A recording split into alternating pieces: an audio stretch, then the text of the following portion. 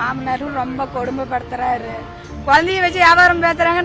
20 லட்சம் 30 லட்சம் சொல்லி பணத்துக்கு வசரம் கேக்குறாங்க.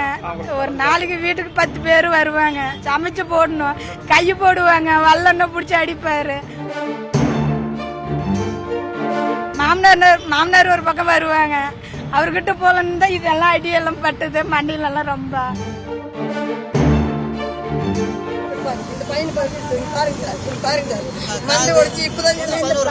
அடிபட்டது.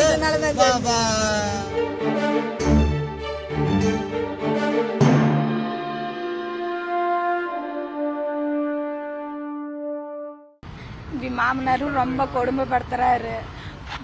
குழந்தைய வச்சு வியாபாரம் பேசுறாங்க.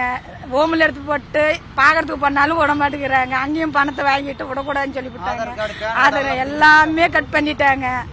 எந்த எதுல போனாலும் எடுக்கிறதுக்கு வாய்ப்பு இல்லாம கட் பண்ணி விட்டாங்க. குழந்தைய வச்சு வியாபாரம் பேசுறாங்க. 20 லட்சம் 30 லட்சம் சொல்லி பணத்துக்கு வசரம் கேக்குறாங்க. ஒரு நாளைக்கு வீட்டுக்கு 10 பேர் வருவாங்க.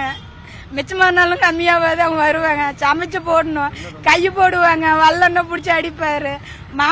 மாமனார் ஒரு பக்கம் வருவாங்க. அவர்கிட்ட போலன்னு இதெல்லாம் அடியெல்லாம் பட்டுது. மண்டியில எல்லாம் ரொம்ப வீட்டுக்காரரு ரொம்ப சரக்கு போட்டு அவங்களுக்கு ஊத்தி கொடுத்துட்டு படுக்க வச்சிடுறாங்க. எல்லாரும் கூட்டான சேர்ந்து வர்றாங்க போறாங்க. ரொம்ப கொடுமையா பண்றாங்க. குழந்தைய வச்சு வியாபாரம் வச்சு ஓமில் எடுத்து போட்டாங்க.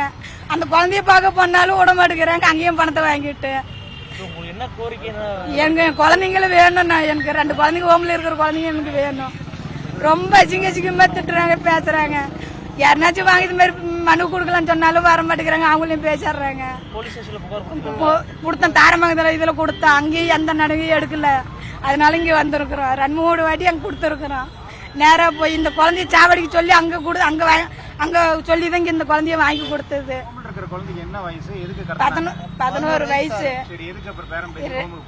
அந்த குழந்தைங்க வச்சு குழந்தைங்க வச்சு வேலை செஞ்ச இடத்துல ஸ்கூலுக்கு போற பிள்ளைங்க எல்லாம் லீவுக்கு சொல்லி கூட்டிட்டு போயிட்டாங்க. 2 வருஷமே ஸ்கூலுக்கு போகவே இல்லை.